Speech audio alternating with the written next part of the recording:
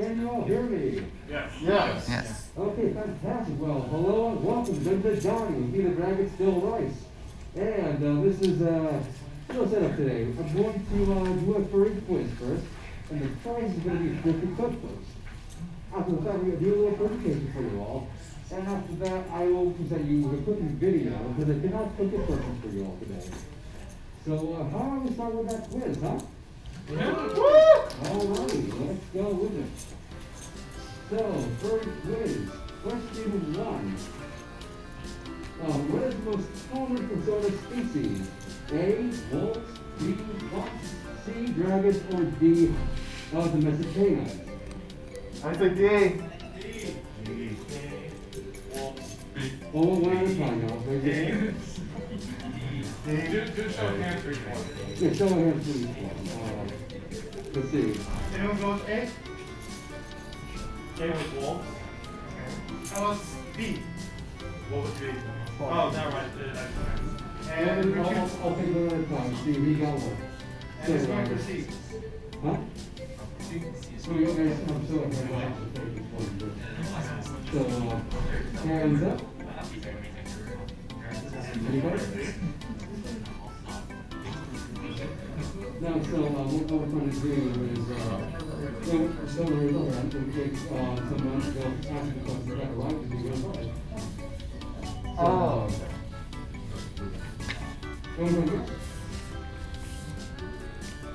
You there. You're correct. It is A. It is the prize of the cookbook of your choice inside his bag. Do you like it?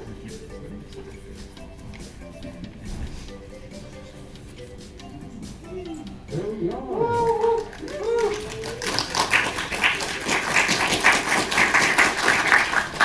Alright. So, question 2. Who was what was the first furry convention?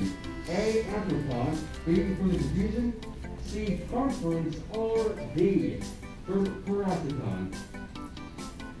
Yes. Come again? What was that? Conference. You are correct. It is Conference.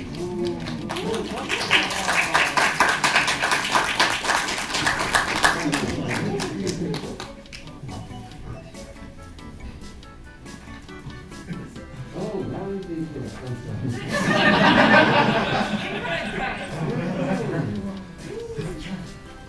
Alrighty, now for question 3. What was the highest attendance for a furry convention? A, for Diffusion, B, Eurofurries, C, Human Surfer, or D, Aftertime? You got there. You want to turn around? You. Oh, sweet. Yes. Sweet. You are correct. And it's with attendance of 1,900. Fail. Yes. In 2022, it was 13,000. Was it really? Yeah. Oh, then you're having correct. My apologies. Nonetheless, No, I was still good with Surfnet. Yeah, you're right. oh, okay. It's still that fun. No, you're wrong. Fantastic. All right then, we have 2 more questions. Okay. So question number 4. Who was the first persona? A, Crocodile, B, Ken Cougar, C, Sissable, or D, Yuki Coyote? Yes. Wait. I picked you. Oh. I'm just gonna take a shot in the dark and say D. It was Ken Cougar. You are correct. It is Ken Cougar. Okay. It's not the dark.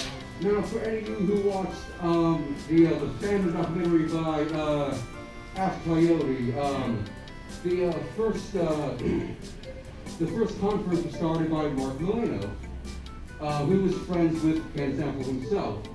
Now, I asked him if he used his friend's likeness for this slide, and he pointed out that, yes, Ken was the first persona. What he and his friends classified persona to be was a bit different from what we generally be. For Mark and Fred, it was a one-to-one translation from themselves to animals. While for us, it's more so like any character we make, it's just, oh, that's us, that's me, you know. So, you go to the next slide. This is his OC side, separate from his persona Sycamore. And if you go to the next slide, here's another OC of his, Sydney Fisher, who is the mascot for Conference. Now, he's actually made OCs, and so has his friends and even his partner since the 70s, actually. So, you know, that goes way back, a lot of creativity. But I have one more question for you all. That is question number 5, I think the hardest one we have here. What was the first furry webcomic? A, Sabrina Online, C, B, Claudius, or C, Don Ichu? You were there. Yes. That is incorrect. You in the back. Thaddeus? You are correct. It is Thaddeus, aka the Fox, which ran from 1986 to 1998. And oh, then you can pick yours. Fantastic. And one last one for you. Very welcome.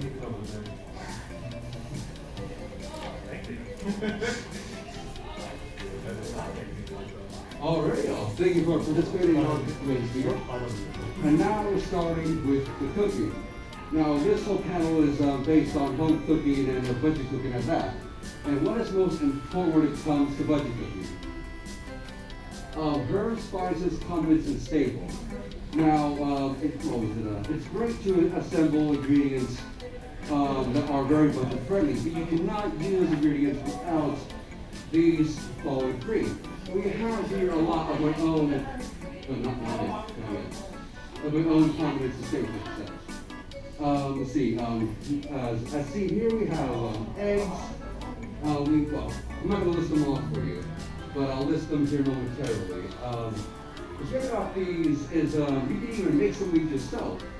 Say I have here a batch of homemade pepper flakes, or even Cajun seasoning. As seen here, and Serena Jones's Soul in a Bowl cookbook. She has her own recipe for Cajun seasoning, which is one of my own staples, actually. Let's see, now on to the next one there. Let's see, what is your taste and what did you grow up eating? Now, your staple is going to depend very highly on, well, what you like and what you grew up with. And the question here is, what did I grow up with to have this ensemble? Right ahead, Matt. I grew up on a collection of American Southern food and Vietnamese food. The American Southern from my mother's side, the Vietnamese from my father's side. So as you see here, got some biscuit gravy, some bread, some fried chicken, and some fried rice. And these here, as you can see, are a collection of ingredients from both cultures there, ranging from fish sauce, chili paste, to sour meat, cinnamon cloves, things shared in both cultures.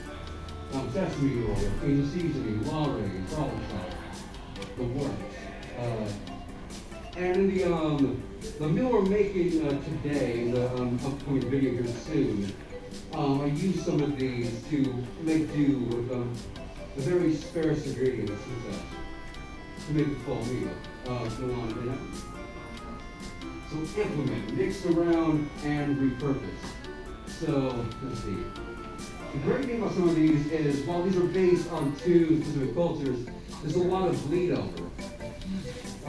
As for another cookbook here, I have Clara's Kitchen on Greek Depression recipes. Now the great thing here is that Clara is from a Italian-American family.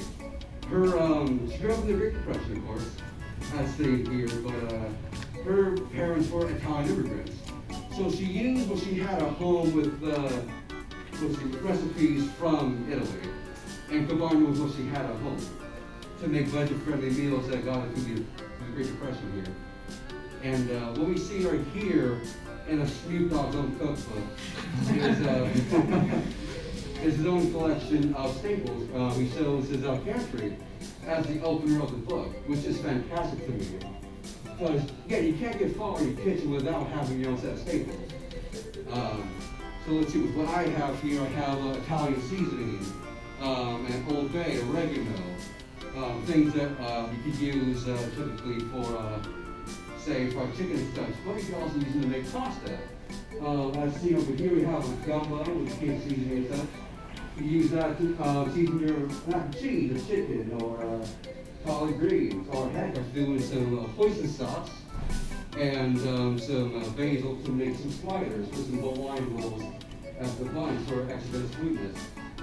Let's see what else here. And I'm assuming again with the oyster sauce right there.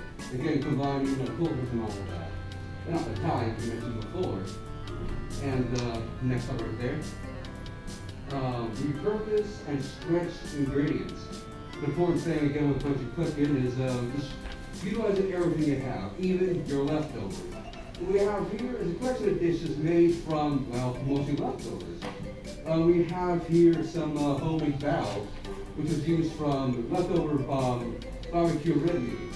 And what I used for that, I made some bao in my rice cooker.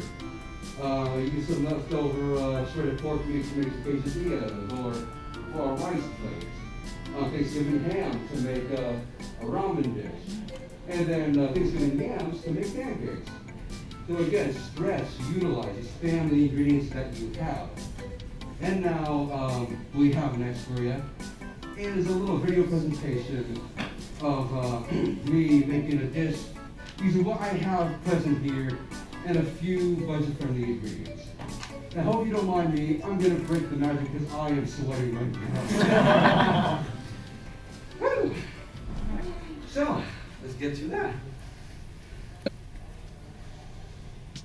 Hello and welcome to Dungeon Dining with me, the Dragon, Still Rice. Welcome FC 2023 attendees. Well then folks, I hope you're ready to cook, because today we're making a 3-course meal, a 3-course budget meal. I want to show you all the versatility you can get out of one lone ingredient. And to prove my point, I'm going to use something I'm sure y'all haven't had in a long time. Saltine crackers. If anyone uses slurs and says they're just words, call them one of these. So all 3 foods we're making are going to have saltine crackers in them. We are making saltine toffee, a meatloaf, and a saltine salad.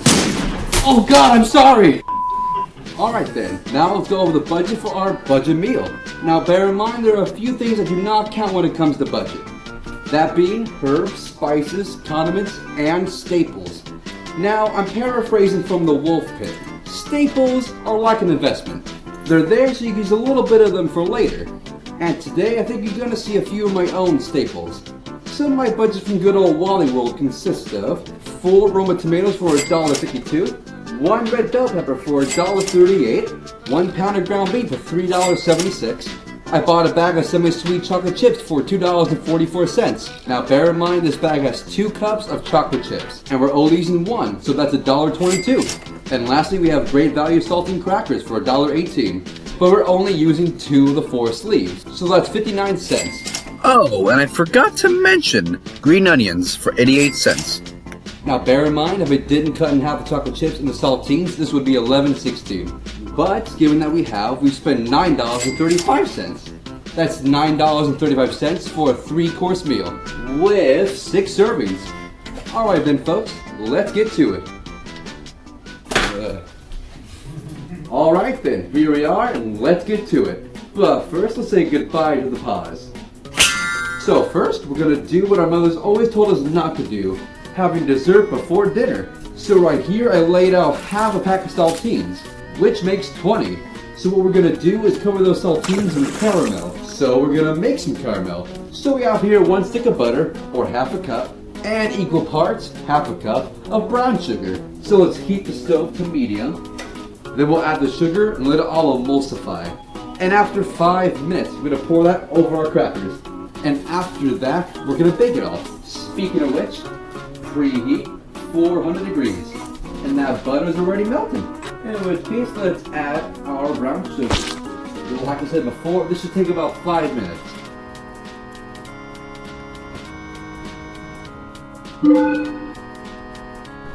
Alright folks, let's do it. Carefully now.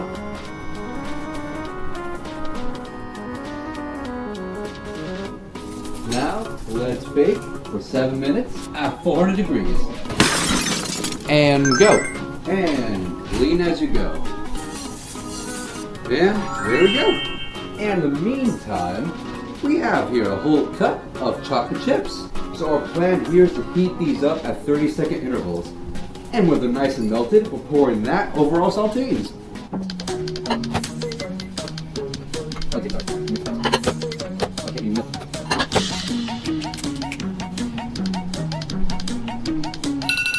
There we go. And look at that luscious chocolate.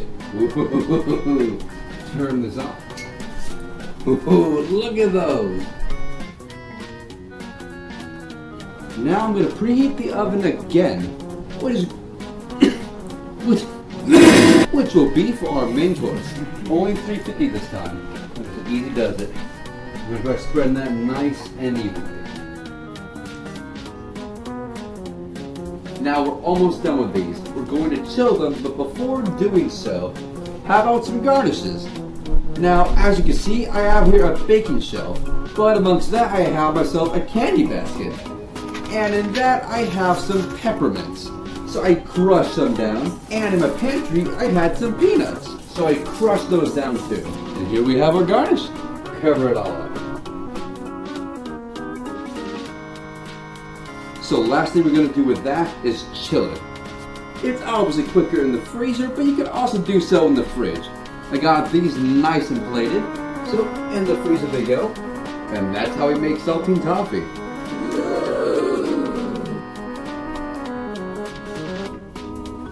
Now, next things next. We have our meatloaf. Now I want to save you all the mess and tell you how I did this. So the other half of our saltines used for the toffee I used for the meatloaf. So I took half of those, crushed them up really good, and threw in an egg, alongside the things I have here. A tablespoon's worth each of oregano and malt vinegar. Before I explain the rest here, let me praise this for a minute. Now it's nice to have a vinegar on hand, be it a rice vinegar, a white vinegar, or in the case for a meatloaf, a red wine. But I love malt vinegar for beef and pork. And as you can see by that flag, this stuff is put on fish and chips in the land of egg. In the land of Aang. In the land of Aang. So recap, tablespoon of oregano and malt vinegar, and half tablespoons worth each of garlic powder, onion powder, cayenne pepper, Cajun seasoning, and Worcestershire sauce. And I forgot to mention chili paste. Oh, and that bell pepper we bought. I diced that thing up really nice and threw half of that thing into our loaf. And as you can see here, I forgot chicken bouillon. So I mixed all those together well and mixed in a pound of ground beef.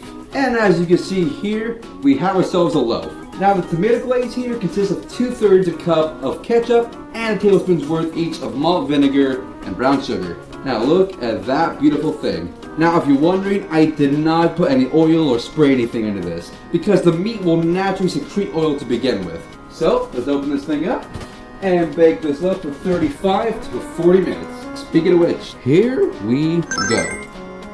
Alright then, we have one last thing to make. But given it's best to make it right before you eat it, we're gonna wait a minute here. So, be right back. Alright, I think enough time has passed. So the last part of our 3-course meal is going to be a saltine salad. And now I probably lost you all. Right now you might be like, but I assure you, don't worry. This is actually something made in the South. Though I'm doing a little twist on it. We have here one whole sleeve of saltines, nice and cracked up. Not nearly as much as it was for the meatloaf though. We have here 3 eggs that I hard-boiled and chopped up nicely. We have here 1 chopped set of green onions, 4 Roma tomatoes chopped up, and the other half of our bell peppers. Now the twist on this saltine salad are the bell peppers and the seasoning.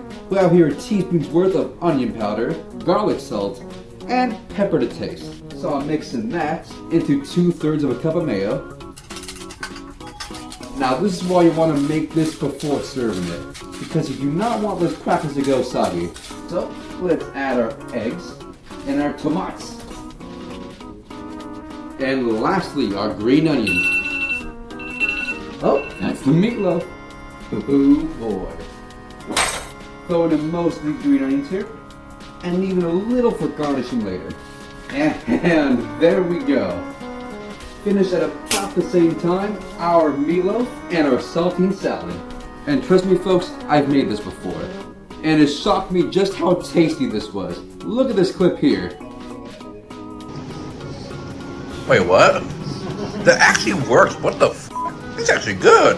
Hold the f on. How's that good? So then folks, here we have our 3-course meal.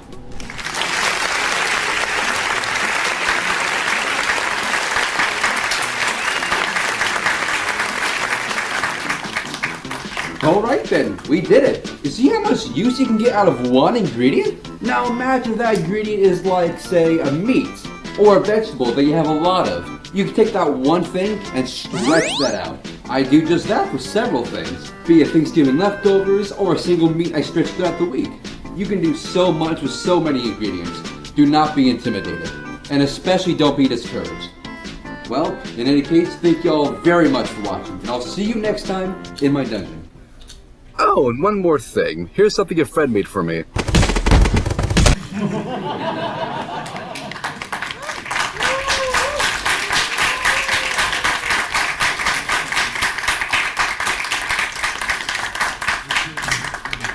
Well, thank you all very much.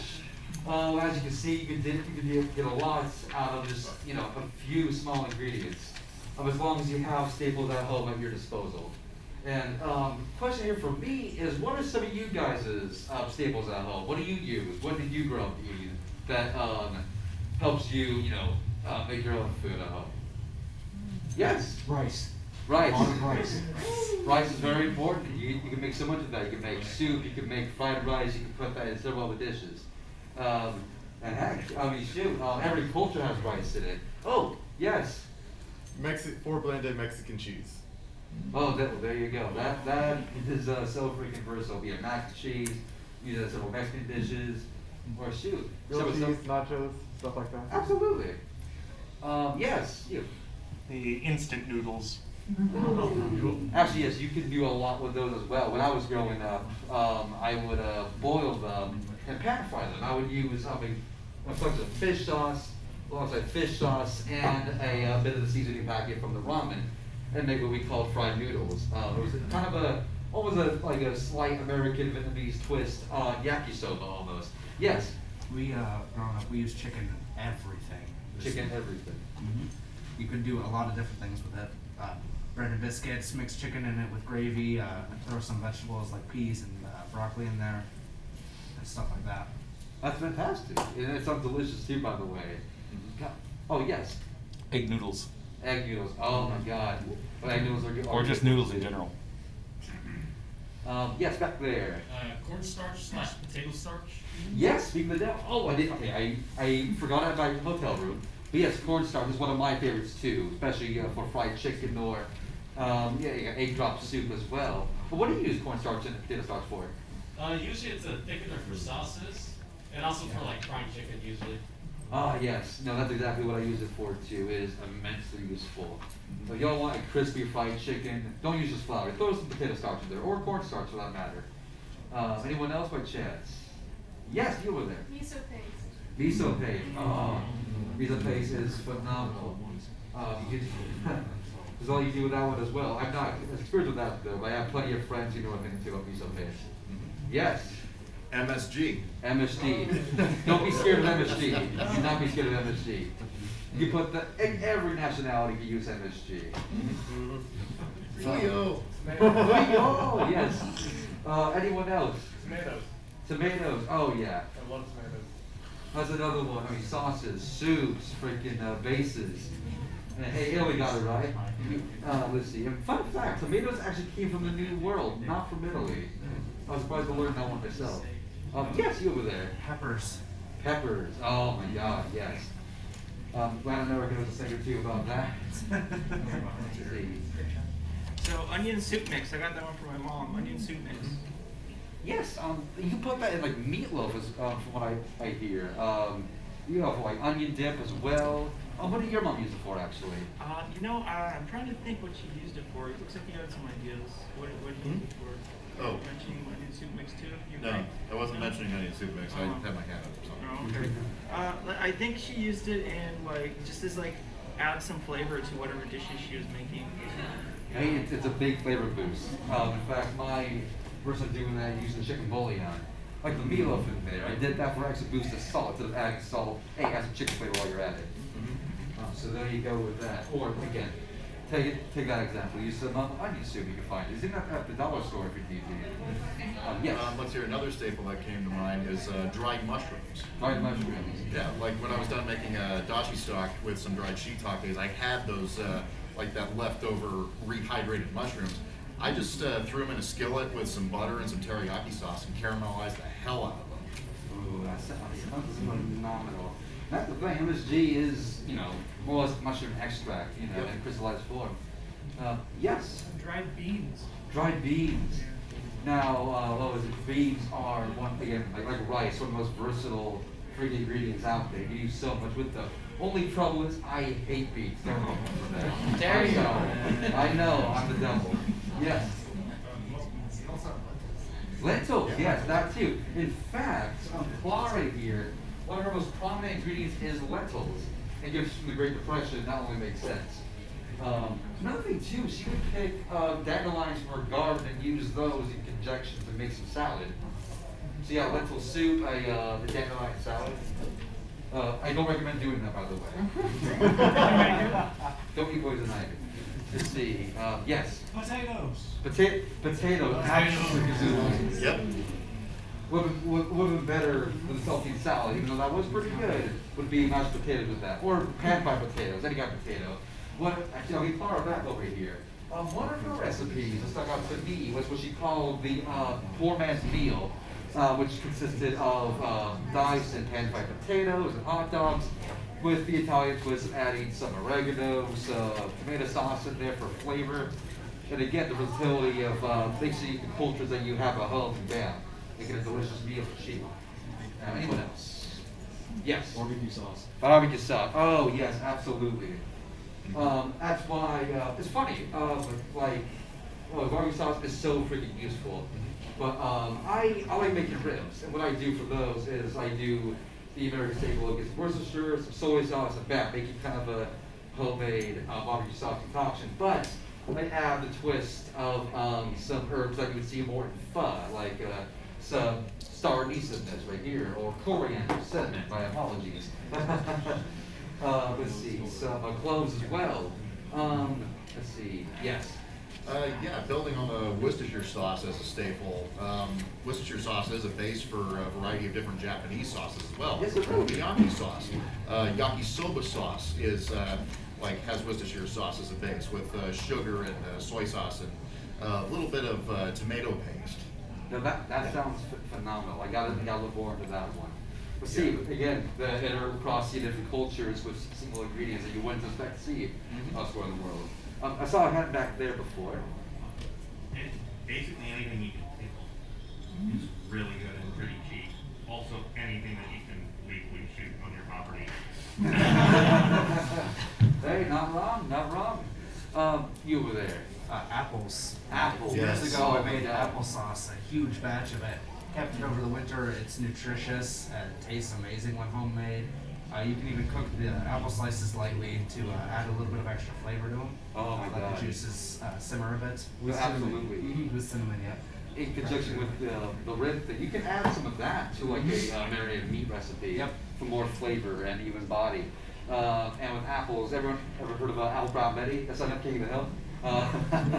Let's see. Yeah, you can do say if you come from a Jewish background, you have latkes with applesauce and sour cream. Another use for that during the wintertime. Or the American staple of apple pies. Let's see. Anyone else here we got by chance? Yes. Citrus fruits. Citrus fruits. Oh yes. Oh my goodness. Has anyone mentioned pasta yet? Not yet, no. I haven't mentioned pasta. So citrus in mind. Y'all ever heard of orangeade?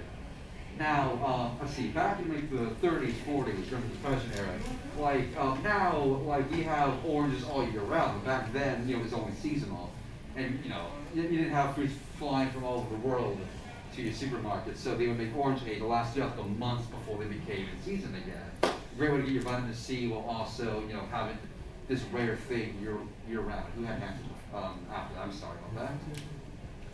Someone else had a hand up a second ago. Oh yes. Coconut. Coconuts. That is one of my favorites. I don't have it here right now, but coconut milk is one of my favorite ingredients. Because you could do curries with that. You could substitute it for pancake batter. Instead of milk, throw in coconut milk and throw in some pecans. Get a nutty pancake batter. Yes? One I use a lot is vanilla extract. Vanilla extract. Oh, speaking of the devil, not the one right over here. And again, one for pretty much every culture you can think of. You said pasta, right? Someone said pasta. You said pasta? I said pasta, yeah. Yes. Well, I'm going to grab her out one more time. Clara, so many of her dishes revolve around pasta. And, like, not just spaghetti and meatballs or any such thing. Like, some as simple as aglio e olio, which if y'all don't know what that is garlic pasta, which consists of getting some olive oil, some minced garlic, well, diced garlic, no, not diced, chopped garlic. Throw it in a pan of olive oil, put it over noodles with some parsley, some Parmesan, and that's all it is. That is all it is. But it is one of the tastiest, cheapest dishes you can make. Like I tried it from this. It actually works. The versatility. One more thing. Anyone else?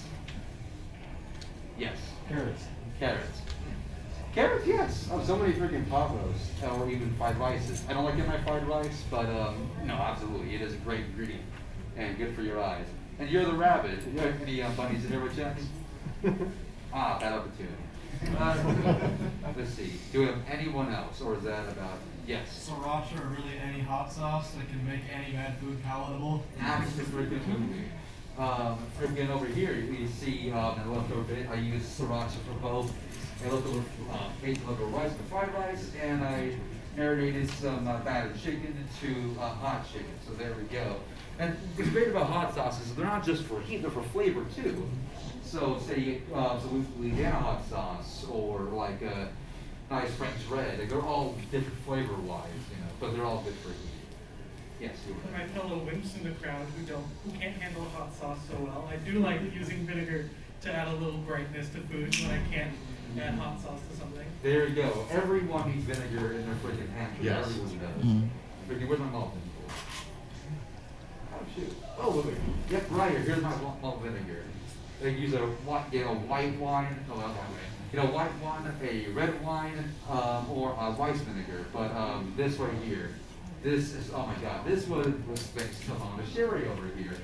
Sharita Jones uses this for her rib recipe, but I find that it works for damn near any recipe that uses beef or pork. It is so versatile, it's so tangy, so tasty, but all of them have their own bonuses to them. Red wine is perfect for a meatloaf, but my own twist. In fact, that meatloaf without, that was one of the best meals I ever made. I was surprised. I wasn't winging it, but I was like, okay, I like all these things. Throw it in there. So freaking delicious. And buy some yourself if you want to. It's a Five Guys actually. Yo, or your friends over there. Do we have any other? Oh yes. Rice wine. Rice wine, yes. Like, oh my god. What was it? If I ever do like stir fry, I actually have some rice wine. Some rice vinegar in my pantry. And I do use that for a good stir fry. I see, yes. It's a bit of an acquired taste, but escargot. Escargot. You can substitute it into a lot of different meals in place of other meats, like for shrimp or chicken even. And like I said, it's an acquired taste, and it's a bit more of an expensive one, but escargot are good. Well, there we go. I don't know much about French cuisine, but I would have to assume, escargot is something of a staple over there. And that has versatility too. It's like a canvas of flavors. You can add whatever you need in that, like a pasta. And whatever flavor you want in that rice, same thing. Yes? Beets and turnips. Beets and turnips, yes. What was it? Those are, they're shy away from people, but that is a very useful set of staples. It's a good starch if you don't have potatoes. That is true. That is absolutely true. Yes, Q-Dragon. I was gonna say that turnips and rutabagas make a good low-carb substitute for potatoes. Mm-hmm. That's fantastic. You can also distill beets down into sugar. Yeah, I saw a recipe recently where someone took beets and made it into a pasta dish, actually. A substitute for tomato sauce. I was surprised by that. Do we have any more of a chance? Yes. Eggs are a huge staple for me. There's this recipe my father taught me, which is beaten eggs, but with only 2 ingredients: sugar and fish sauce. Oh my and God. depending on like the ratio, because we don't got a measurement and stuff, you can have a really good like salty, like fried eggs on a pan over, or you can actually have it pretty fluffy too. And I always have it with rice. And you can always add stuff like green onion and tomato, rice, and you can even like not fry the other side. You can just let it like simmer up. And if I really want to, if I got nothing, I got a big square pan. I cook it like really thin, and then when it cools enough, I roll it, I cut it up, and to get egg noodles. Oh my God. Sound like you're 100. No, dude, that sounds absolutely delicious. Thank you. Fish sauce is near and dear to my heart. I had to get this and the other bottle at home was almost empty. The stuff, anyone who doesn't know about fish sauce, it does have a bit of an odor to it, but it is delicious. So I warn you, I used to live with someone that was a picky eater. This made him nauseous when I come with it. But I love the smell of it. I think it's wonderful. Yes. Do you recommend a brown or fish sauce? Branded fish sauce, this one. There's a Thai brand you can find at Walmart, but they get from small bottles are too expensive and don't have quite that punchy like ones. But the squid brand of fish sauce, this is the one I recommend to you. They come in big bottles too. You go to your local Asian market if you have one, or I think they sell them online if you need. So there you go. It looks like you can make fish sauce right now. Oh. Oh, yes? Oh, I did Hey, fry the fish with fish sauce. Over some rice and some eggs. Ah. Did you bring it up for everyone? Yeah, let's go with that. That was good. Perchance, anyone else has any staples in mind? I don't think anyone's mentioned wheat flour yet. Wheat flour, yes. Wheat flour is very handy. I mean, flour, that's what I forgot to mention. Aside from these, flour and sugar, those are my 2 base things. Yes. If you live anywhere in the Midwest, corn. Yep, corn. Oh my God. No, absolutely. Corn is a very good one. It can be sweet, savory, any number of flavor combinations. Put it in fried rice. You know, in fact, let's see. Anyone else by chance? No one. Okie dokie. Well, I'll mention one last dish in mind. I saw one of my aunts recently, and she is on my Vietnamese side, and she wanted to make what she called fried cabbage. And all she did was she took some oil, threw in some garlic, had a head of cabbage, she took shrimp, threw it in there, but she said you could use shrimp, chicken, beef, pork, but threw shrimp in there, threw in cabbage, some tomato. All she added was chicken bouillon, fish sauce, and some pepper, and that thing was phenomenally tasty. And again, surprised that she used 3 things, 3 staples, and boom, a delicious dish for very inexpensive price. And let's see, how much time do we have right now? We have okie dokie. Well, y'all, I have one last bonus question for our quiz. No prize for the answer, but before that, do you want to see another budget food video chance? Sure. Yeah. Okie dokie. Who likes lasagna? Oh my God. Okie dokie.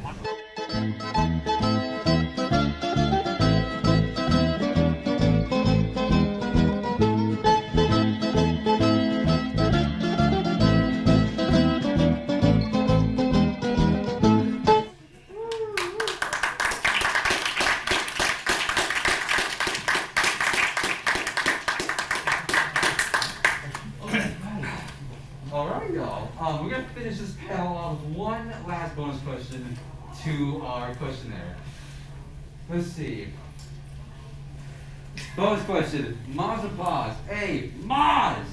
B. Pause. Or C. Both. Anybody? Tails. Tails. Tails. You're correct. It's tails.